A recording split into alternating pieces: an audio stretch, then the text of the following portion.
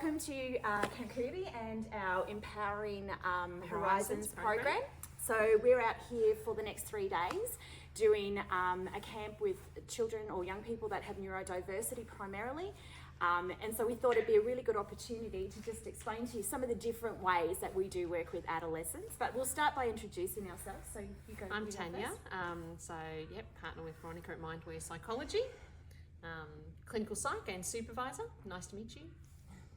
And I'm Veronica McEwen, and I'm co-director at Mindware Psychology. And we're out here today. Tanya's going to just show you one of the little tools that we use with adolescents, and it's probably we use it a little bit more with kids when we started it, but we felt that it was also adaptable for the adolescent population, and they kind of take it on in a more fun, robust sort of way. We've got to always make sure we know where the stuffed animals are, because they do tend to sometimes go missing. But when we start our program in the morning, we try to do it as a connecting space, so you can see around us. We've got all the pillows all set up. We've got what we call our energy line. So when they come in, we encourage them to do a bit of a craft and put their name on it and decorate it to share something about themselves. And to connect in, we're all connected onto the same energy and we're joining the same circle. Yeah, so we just use it as a fun way to get the kids to connect with each other, talk with each other, but then establish some really clear boundaries and guidelines for them, but in a fun sort of way. Yeah. Cool. And the other model we use out here is called ACT in the Outdoors, or acceptance and commitment therapy.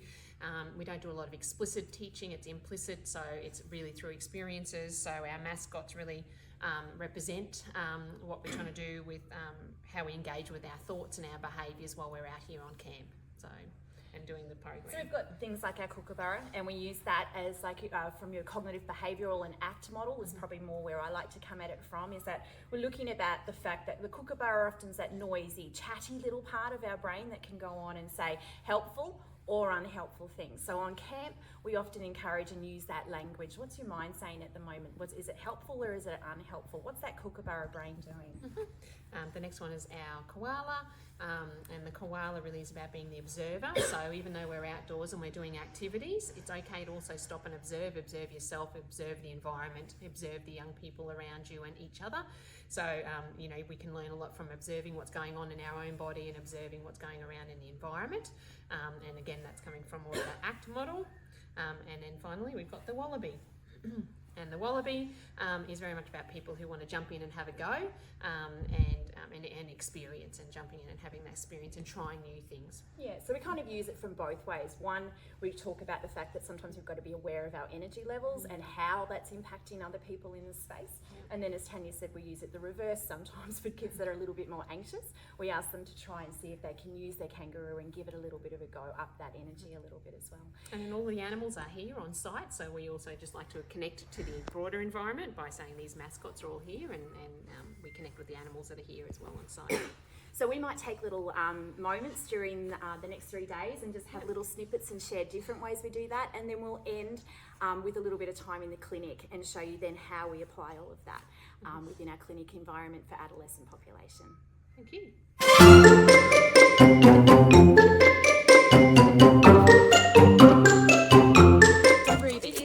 Tell me a little bit about this therapy activity that you're doing, because it's for working with adolescents, isn't it? Tell me about the practicality of building a fire. I can't. I have to concentrate. Good, resilient. Leading by example. This is perseverance training. Okay, so that's actually true. So this would be a great activity, wouldn't it, to be able to use to demonstrate Build resilience and perseverance. Perseverance and resilience. And focus.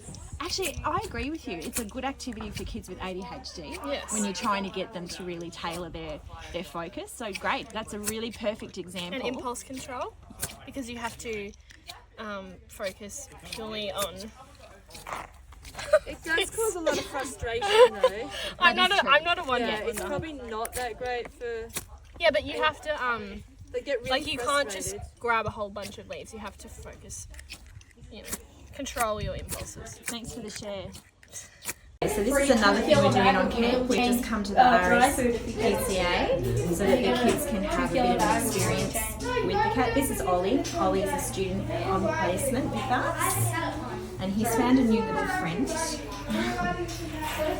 So we've taken him to the RSPCA because we just wanted to give them a bit of exposure to something a little bit different and use it as a way of interacting and talking about behaviour and how we read behaviour at times and how animals respond differently and how that kind of also relates to us as humans and how we like friends. So I thought I'd give you a little snippet of that.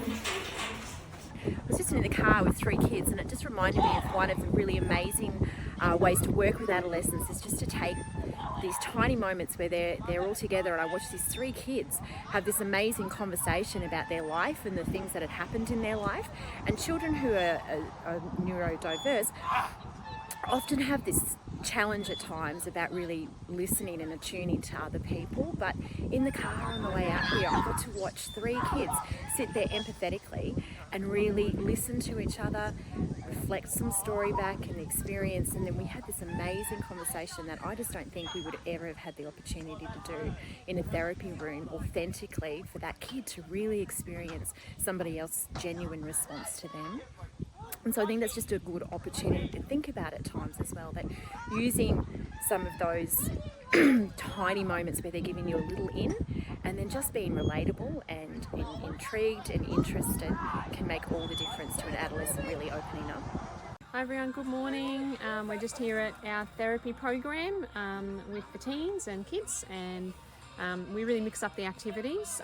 So we've got those that really like to have a bit more high energy but still chilling out, so you can hear maybe the music in the background. They're on hammock. Yeah, they love the hammocks. We've got our animals, so we've got the chickens at the moment, and we're just about to head over to the horse and alpacas.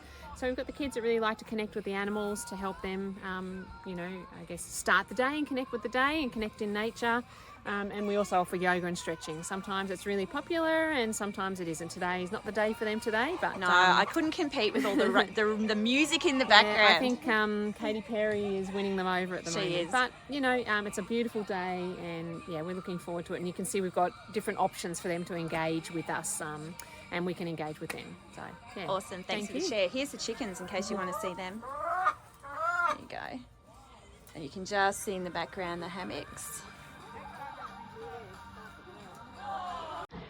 Okay, I've just slipped out of the camp because I wanted to show you one of our resource areas. So this is our craft activity area out at camp, where we have keep all of the stuff that helps us engage with the kids. And I guess we think this is such an important aspect of working with adolescents, because it's really about engaging with them where they're at. And one of the things about, if you've worked with adolescents, is getting them to talk and engage can sometimes be challenging. So finding other activities that spark their interest, or something that you're sharing together or doing together, is often a safer way for them to enter into conversations. And it's just about learning patience and realizing that therapy moments don't have to be big and long or engage the whole 1 hour, but they can just also be about capturing moments, little small conversations that you're having that become moments that can lead into really important therapeutic learnings, insights, or development for the teenager. So creativity. So we're on day 3, and this is our little chill out zone on camp. So we're doing a little bit of craft, we're doing some colouring, a bit of creative sword making, and just hanging out as a little group. It's our view, not too bad, hey? Great place to do some therapy. Good morning, everyone. So we made it through camp. We're back here at the clinic. We all survived. So we thought, as we said to you, we would love to take the opportunity to show you around our clinic. And just show you a little bit of the different tools and the different ways we've set up our offices that focus on encouraging interactions with adolescents and young people, and creates what we call what I think is quite a welcoming, inviting, natural space. So we'll show you around a little bit shortly, but Tanya and I have grabbed some of our favourite resources and tools that we use, and thought we'd just share a little bit about that with you now. Did you want to share some of yours, Tanya? Oh, look, I don't have all of them, because I probably have found in the last 5 years that I've gone online a lot more to utilise some of the tools. And Veronica and I developed online, you'll see our zombies. and we developed our zombies to help very much with the traditional CBT type of style, which you can find on our website. But I found I've used the zombies. Before we created the zombies, I was using the Land of Simon, which is very CBT orientated and helping with challenging thoughts and playing a game. Do you find the adolescents engage with it well? It was okay. I was probably more the younger end of the adolescent, not the older end of the adolescent. So Land of Simon. But even the zombies themselves, like that we use now, I think they find it kind of funny. So, you know, it's like saying, I know this is not like the same space as probably where you're at now, but when we created it 10 years ago, it was kind of cool. Maybe it's not so cool, and so it just starts that conversation rather than focusing on them, directly asking them about their thoughts, feelings and behaviours. It sort of draws the attention onto something else. Don't you think they love making fun of us? Yeah, And that's so also a little bit of an in sometimes, isn't it? Too? And Being able to laugh at yourself. Yeah, and I think with that I combine sometimes showing just a little bit. We've got a YouTube channel, and I describe that they can subscribe to our YouTube channel. We're not doing very well, not many people subscribe. How many have we got now? I don't know. Like, I have to go back and have a look, but maybe 20 or something. So like, if it's you not a can, lot. as homework, everyone, please go and view our YouTube channel and You can like subscribe. But even just that, it's not even about saying you must subscribe, but it just also, you've got a YouTube channel, and showing them a little bit about that, which again introduces our little video series that we made ourselves as actors, not great actors, making fun of ourselves more than anything, but just introducing the brain, the thinking brain, and a little bit around our zombies. Yeah. And it was coming very much more from that neuroplasticity idea. Yes. So it was coming from looking at the brain structure and the different ways the brain was working. That was kind of what that model was. Yes, and then designed also around. mixing that with a bit of CBT, I think, too. So you've really got that element of the different types of zombies, which are different types of unhelpful thinking styles. So I probably was using Simon, and then I moved over to that. And more recently, I've been using a lot more ACT. So I think I've sort of, it's still helpful in terms of helping them identify it, but I've kind of shifted away from it. But it's certainly, that's where I started, was because I felt comfortable, uni trained in CBT. Sure. So I felt comfortable in that space, but I've certainly moved a bit now. And most of the time I find when I've got teens or someone in the clinic, they like to play with something while I'm talking to them, so I'm not just directly talking at them. Which you can kind of see here, we've put a whole selection together of some of the tools that have been in all the different rooms around here. So you've got one of your cubes that you can pull apart. We've got another, like Tanya's got, like just a squish ball, but it's a mushroom instead. Rubik's Cube's always a great Cubes. one. You know, card games or Uno, so you're talking to them while you're playing the card games, fidget toys. Yeah, we've got a great resource of fidget toys. And you'll see in the cabinet behind you if you're curious about what that's about. I probably, that's part of my sand play therapy toolkit. And in my other room over there, I've got a sandbox. And it's kind of a way, I guess, of getting into more of that unconscious processing for kids and adolescents and adults as well. Actually, we use it with adults as well. But I think it's understanding at times when you're working with adolescents too, that we're working with a developing brain. So it's a brain under development. So it's got the capacity for lots of change, but it's not a broken brain. We talk about that a lot, don't we? That adolescent brain is not a broken brain. It's structurally and functionally doing what an adolescent brain was designed to do.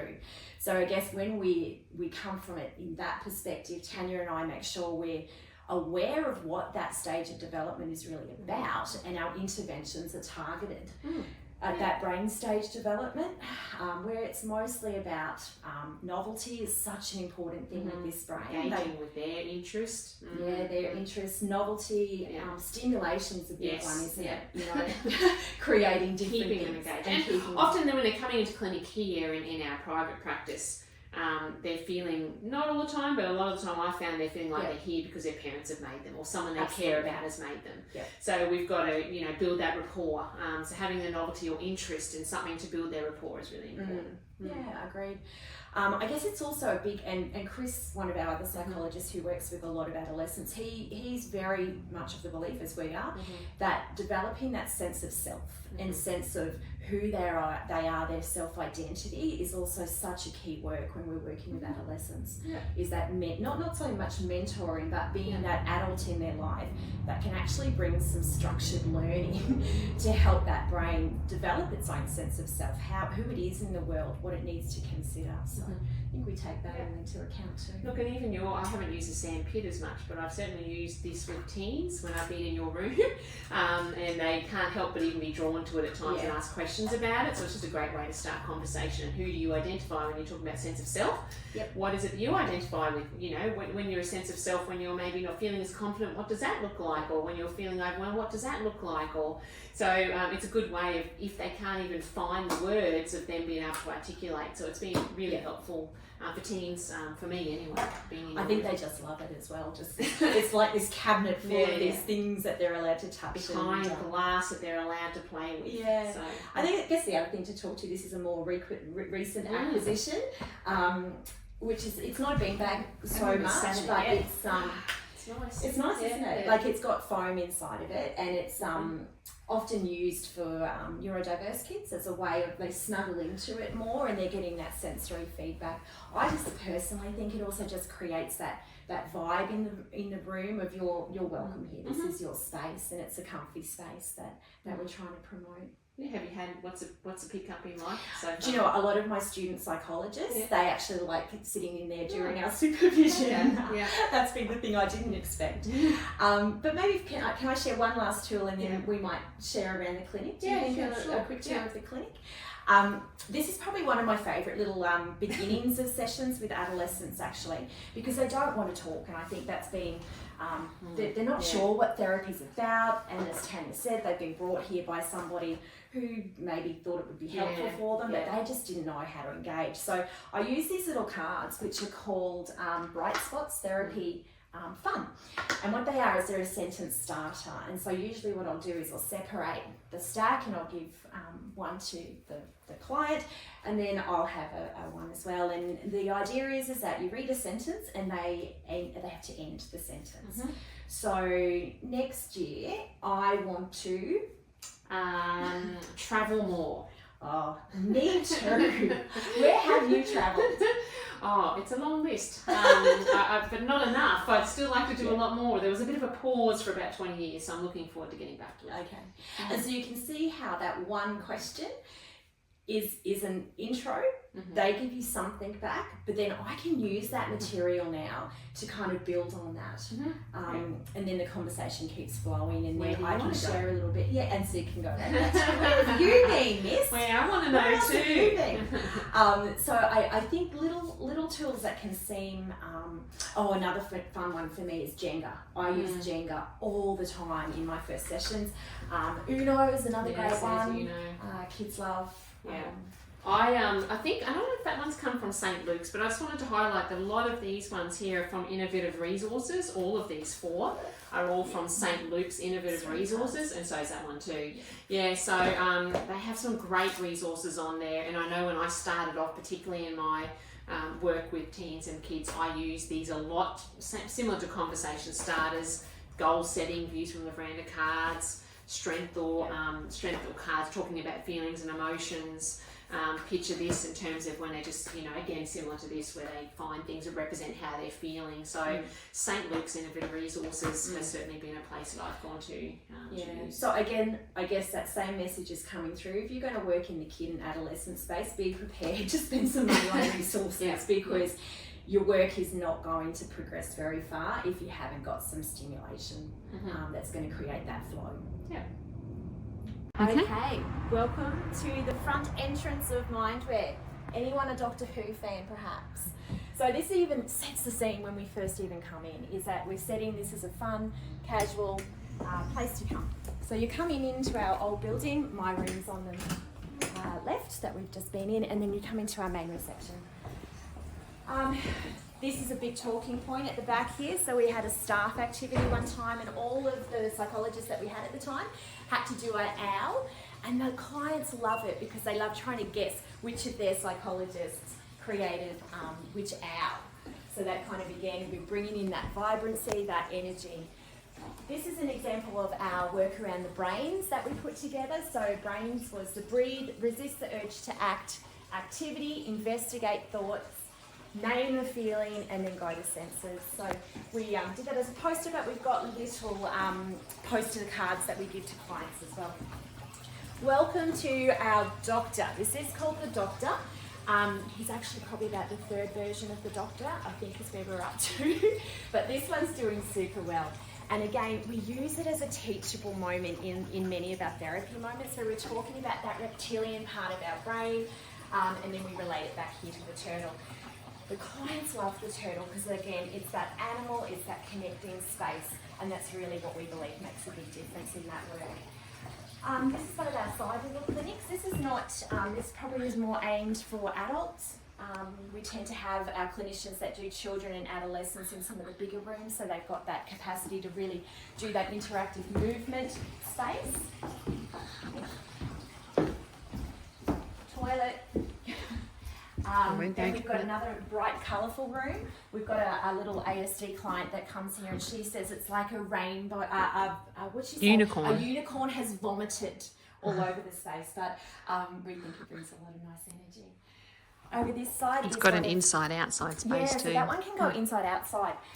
In this room is one of our clinicians who does work a lot with ASD clients and adolescents. He uses the TV a lot because he's like Tanya. He uses a lot of online intervention stuff as a way, videos, YouTubing, exploring their interests online. So we've set that up there for him. As we keep moving, you can see these are all of our resources that we've been working on and developing. This one's a nice one too. Practical resources to support mental health. Got some apps and some different podcasts and books that we recommend. Out the back here is part of our resource area. So we've got lots of resources that are available for all of the clinicians that come here. We won't take you to the back area, but down there we've got 3 more clinic rooms and a few more resource areas as well. We've got a back area, so we call that our indoor-outdoor space. The sensory garden. Sensory garden around the side, and the clinicians that are down here often love going out there. They've got kids out there and they'll run around in that space and do messy play and things like that. So that's the Mind Warehouse. Thank you so much for joining us and inviting us to do this talk and letting us share a little bit about what we do with young people and adolescents in our clinic. And it's been fun, hasn't it? Yeah, it has. Thank you so much for joining us. You've seen us at camp and in the outdoors and also in the clinic. So thank you for joining us, and hope we've been able to share some tips that were helpful for you, and hopefully we might see you in your journey, and good luck with your training. Good luck with working with those adolescents. It's not for the faint-hearted. Yeah, but it is a lot of fun and they're enjoyable. Yeah. Have a great day.